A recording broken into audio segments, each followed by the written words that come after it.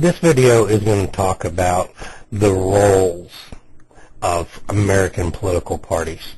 There are a variety of different things that American political parties do to help simplify our electoral process, and there are a number of things that political parties do to help organize and simplify and make more efficient our governmental processes. So what we're going to start off by doing is looking at how we study political parties. And when we study political parties, we have to realize that political parties are very much like human beings. If you run into a colleague of yours from work out at a bar, you may notice that that person acts differently when they're in the bar than they do when they're in the office. And a perfect example that I always like to use with my students is your junior high school and high school teachers. When you saw your high school teachers in school, they seemed like they were, almost perfect people. You listened to what they said, and they were always doing the right thing. You never saw them doing anything, or most of us never saw our high school teachers doing inappropriate things at school. But I'll never forget the first time that I ran into one of my high school teachers out in town, and he was smoking a cigarette and drinking a beer. And I was just kind of surprised, because that's not the way I pictured my high school track coach. Political parties are the same way. If we look at political parties and only study the way political parties act during an election cycle, we're only going to get a small part of what political parties really do. We have to realize that political parties act differently depending on the environment or the context in which they're acting. There are three primary contexts or environments that I want you to understand that political parties operate in. And if we're going to study parties and get a really good understanding of what political parties are, we have to realize that sometimes they act one way and sometimes they act another. Not because they're two-faced, not because they're dishonest, but just simply because they are dealing with a different set of individuals, a different set of issues, and a different set of problems, and they're looking for a different outcome. The three contexts or environments that political parties operate in is parties will operate within the electorate. What we mean is political parties operate within the election environment. They're trying to convince the electorate, which are the voters, to vote for their candidate. And they're going to act differently in that environment than they're going to act after they're elected. Because after they're elected, now we look at parties as part of the government. You could act much differently as a candidate for president than you have to act as president. Once you become president, you are officially part of the government, and you have different responsibilities. You have access to different information. So you're going to act differently when you're the president and you're acting in that official role than you would if you were acting as a candidate for president. And the third context in which we study parties is parties as an organization.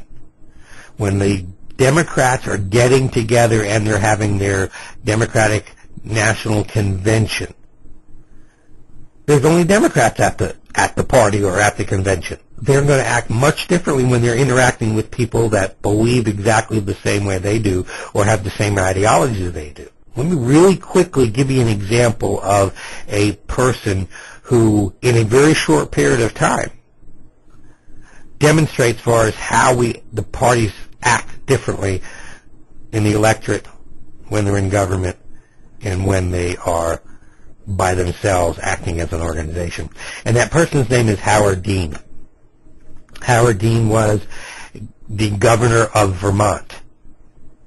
Howard Dean also ran for the Democratic nomination for president several elections ago. And Howard Dean also was the chairman of the Democratic National Committee. He filled all three of these roles in a very short period of time. And as governor of Vermont, he was a Democrat. Candidate for the Democratic presidential nomination, obviously, he was a Democrat. And then as the leader of the Democratic National Committee, he was a Democrat. In all three of these positions, he was representing his party But since he was dealing with a different group of people, a different responsibility in each of those three positions, he acted differently. And it started out as the governor of Vermont, the political party as part of the government. As the governor of Vermont, he had an obligation.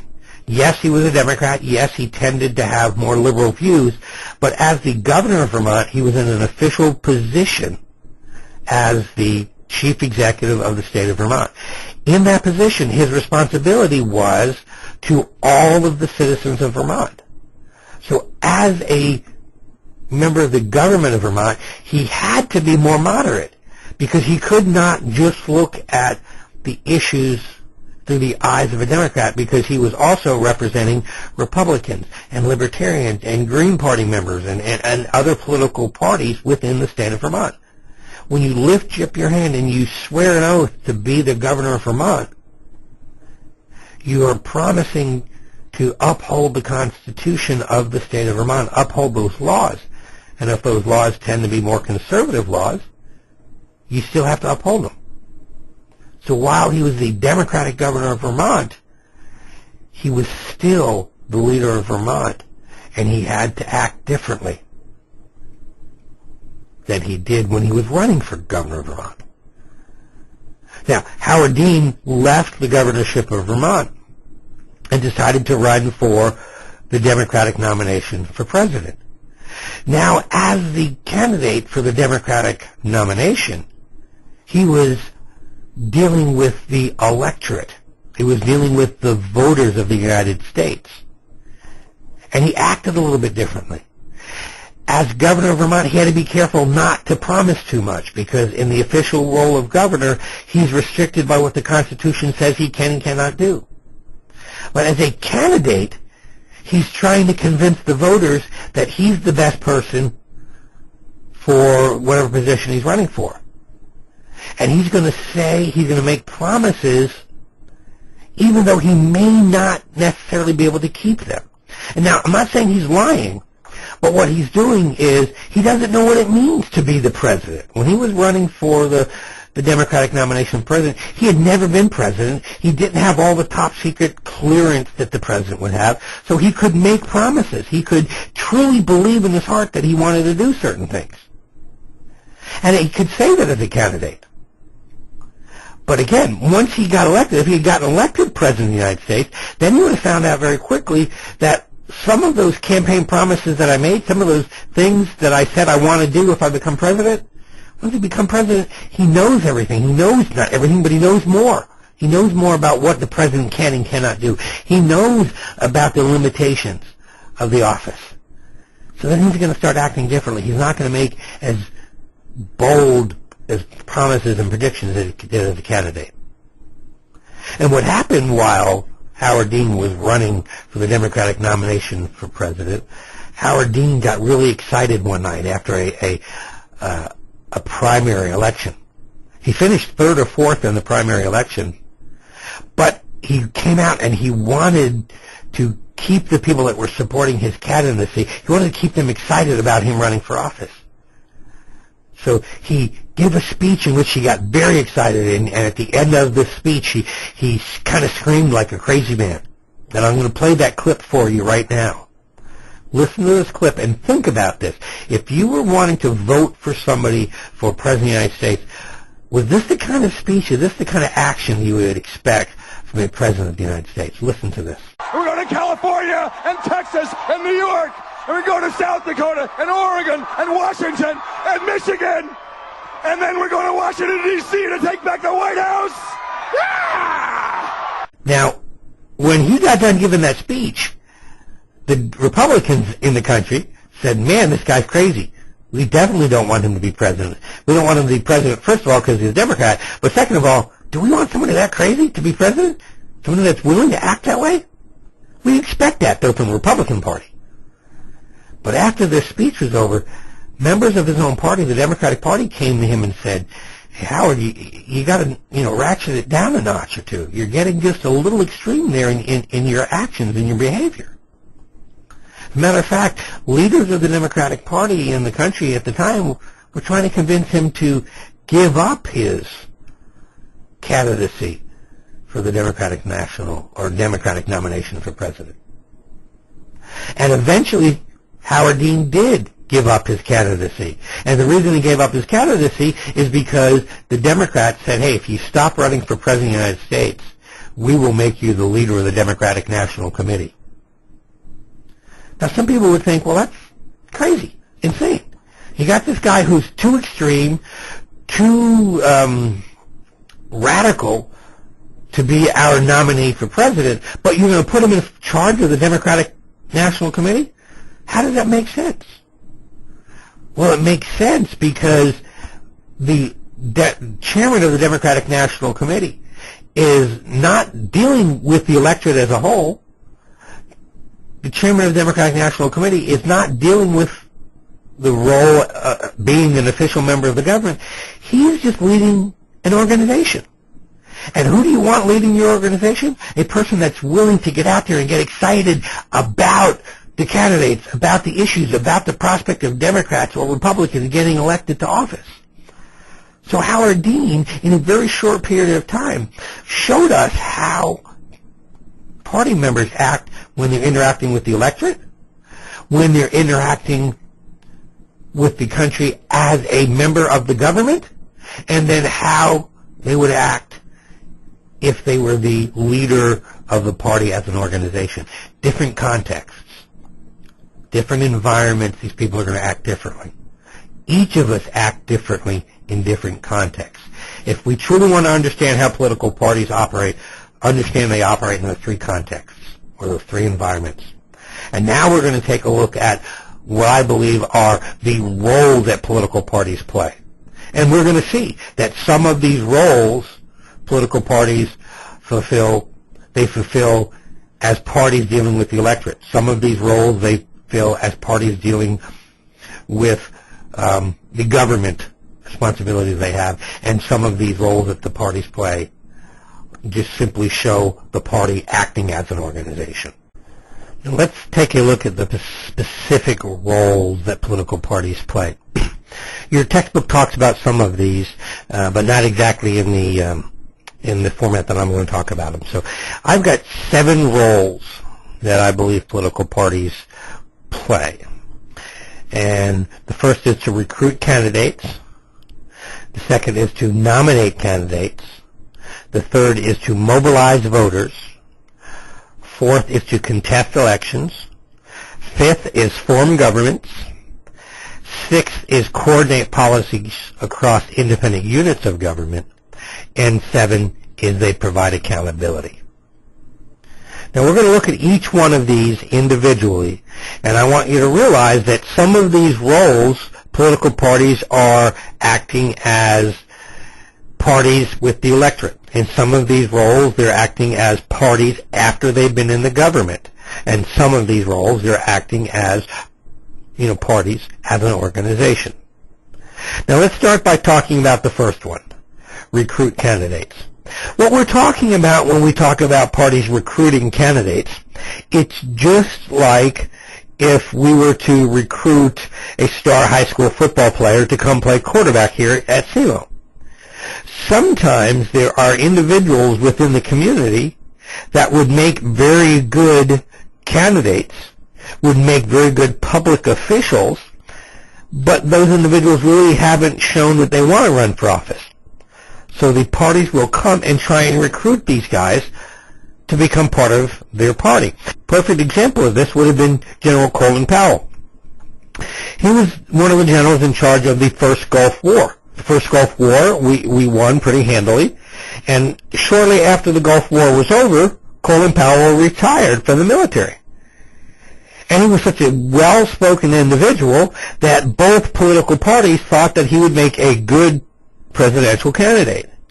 Colin Powell is an African-American, and of course the Democrats thought, well, being an African-American, he absolutely has to be a Democrat, so they went to Colin Powell and tried to convince him to run for president as a Democrat.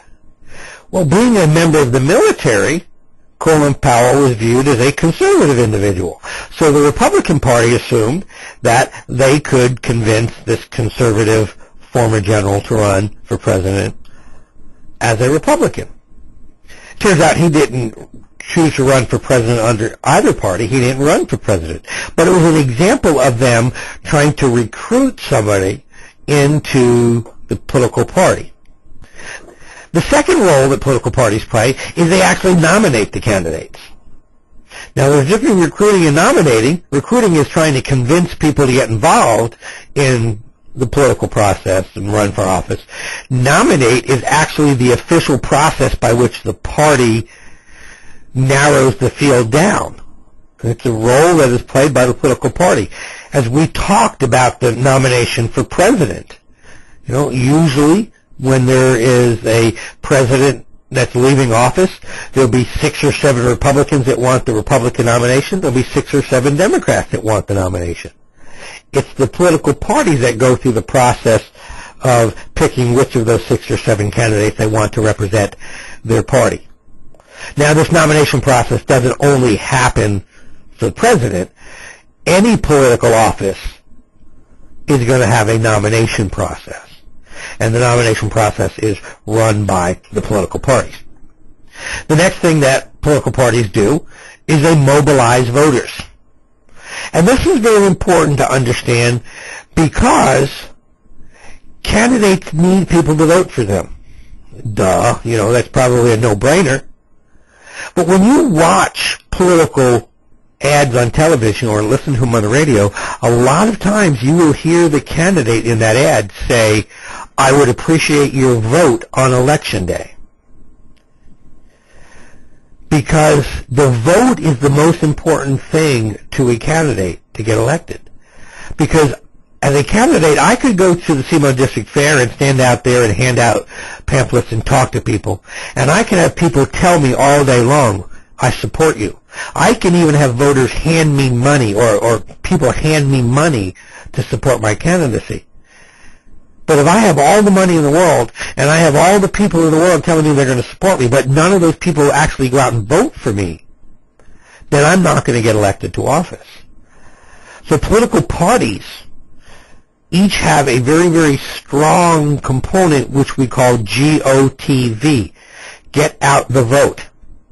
And they will, do everything they can to make sure that people that have said they're going to support their party or their candidate get out to vote. When I was an undergraduate, I worked with the Democratic Party here locally to try and get Bill Clinton elected. And at the same time, we were trying to get other Democratic candidates in the state elected. And what we did is about a month or so before the election, we called around to people that were listed and were identified as probable Democratic voters. And we called them and we asked them if they still planned on voting. And they said yes. And we asked them if they were going to vote Democrat. And they would say yes, would make a comment, would make a note. And then a couple of weeks before the election, we'd call them back again and make sure they haven't changed their mind. And then the day of the election, we would call those same people back and say, "Have you voted yet?" And if they haven't voted yet, we would say, "Okay, why not?" And maybe they'd say, "Well, my son-in-law is out of town, my car's broken, I don't have a way to get to the polls." We would say, and the Republicans were doing the same thing. The people would say, "Okay, we'll have a ride there for you in 10 minutes. We had to make sure that those individuals get out and vote. It's a big role that political parties play. And then political parties also do what we call contest elections. Every presidential election, every election in this country, whether it's for president or senator or dog catcher or public administrator, every election in this country, you can pretty much guarantee that there's going to be at least 2 candidates on the ballot. There's going to be a Democrat and there's going to be a Republican. And these guys actually fight out these elections. A lot of times it's less the individual person running against another individual person. A lot of times it's a Democrat running against a Republican. This year we're going to hear all of the Republican candidates talking about how you should vote Republican because the Democrats supported President Barack Obama's health care reform bill. They're going to try and make it seem less about we need John Jones to be elected, whereas they're going to say we need a Republican elected. It's the party that contests the elections. Now, these four roles that political parties play, the first four, are examples of political parties dealing with the electorate. They're trying to convince people to vote for their candidates. They're trying to convince members of the electorate to become candidates. They're interacting with the electorate. Now, this next role, form governments, is an important role that political parties play. They actually form our governments in the states and at the national level.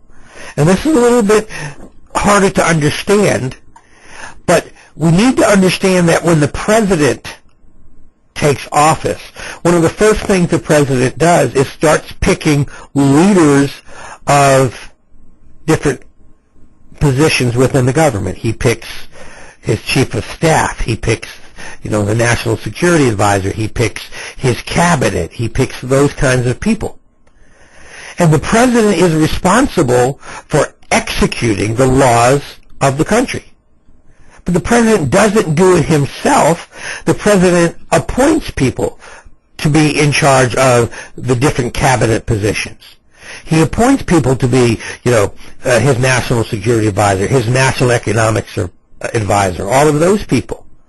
When the president is appointing those people, he's really picking the people that for the next 4 years are going to be the government of this country.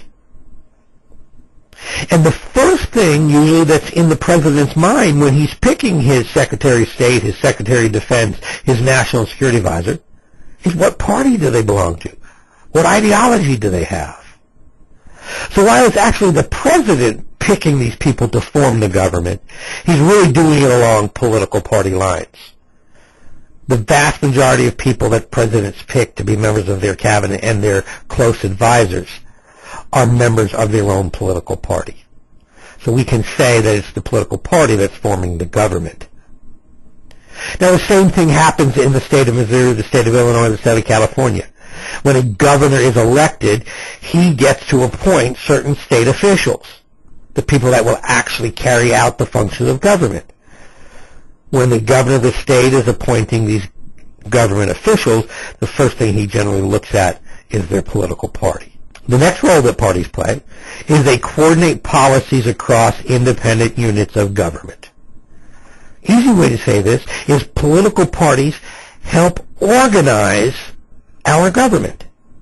If we look at the national level, there's 535 members of Congress and one president. So at the federal level, at the national level, there's 536 people that make federal policy. And each of those 536 people are self-interested. They're looking out for themselves. And if we had 536 different people going in 536 different directions, we would never accomplish anything. So what political parties do is they take those 536 people and they focus them. They organize them along two basic lines, Democratic lines and Republican lines. So when we look at what Congress is wanting to accomplish every year, instead of having to look at 535 different agendas, we can simplify it and basically break it down into two agendas, the Democratic agenda and the Republican agenda. And then we also have to understand that in order for policy to be made in our country at the national level, that policy has to be approved by the Senate, by the House of Representatives, and by the President. Those are three independent units of our national government, the House of Representatives, the Senate, and the President. All three of those units of government want to be powerful. They each have their own agenda. And if the House only worked on what was important to the House, nothing would ever get done. If the President only worked on what's important to him, it would never get done. Nothing would ever get done. If the Senate just worked on what was important to them, nothing would ever get done. So we've got to figure out a way for the House to work with the Senate and those two units to work with the President. And the primary way we get that accomplished is members of the Democratic Party in the House work with Democratic members of the Senate. And those two would work with a Democratic President. If you have a Republican President, the Republican President would work with the Republicans in the Senate, Republicans in the House. It gives us a ready-made tool to ensure that these independent units of government have some way to work together. And then the final role that political parties play is political parties provide accountability. They give us somebody to blame. When things are going bad, we blame the party in control. When things are going good, we give credit to the party who's in control. Right now, as I said, the Democrats in the country are being blamed for the economic problems that the country is facing right now because the Democrats have the presidency and the Democrats control the Senate. They control 2 of the 3 units of government. So what the Republicans are saying is to the American people, hey, we only had control of 1 house. And there's no way that we can be blamed for the economic problems in this country because the Democrats controlled the White House and the Senate. A couple of years ago, we had a congressional election, and the Democrats were in control of the House, the Democrats were in control of the Senate, and they had a Democratic president. And what happened was the American people were not happy with the economic situation. So what did we do? We blamed the party that was in control, the Democrats. And we gave control of the House of Representatives over to the Republicans. And we took away some of the seats that the Democrats had in the Senate. A couple of years ago, the only reason that we didn't get a Republican president a couple of years ago was because the president wasn't up for re-election. But this year, the Republicans are doing a lot of work to try and blame the economic situation on the Democrats. Because we as voters don't like to do a lot of research in the 8th Congressional District of Missouri. Is it really the Democratic candidate's fault? Or, for the state of New York, the senator from New York is a Democrat. Is it really that senator's fault that the economics are so bad in this country? Instead of doing that research, we like to do the easy thing, and we just simply say, well, the Democrats were in control. They must be the cause of our problems. We're going to blame the Democrats, and we'll vote a whole bunch of the Democrats out. This providing accountability is a easy tool for the American people to keep the parties doing what they say they'll do. Because if the Republicans gain control of the House and the Senate and they win the presidency in this next election, they can't just kick back and say, okay, we've got control of the 3 units of government at the national level. Everything's wonderful. What they have to do is now these Republicans will have to start making good policy. If they get elected in a majority in the House and the Senate and get the presidency, and they do nothing for 2 years or 3 years, then the people are going to start holding their party accountable. So this role that political parties play to holding parties accountable is a positive thing. It makes sure that the parties listen to what we, the voters, are saying. Those are the 7 roles of political parties. Again, these are not specifically listed this way in your textbook, but most of these are addressed by the author of your textbook.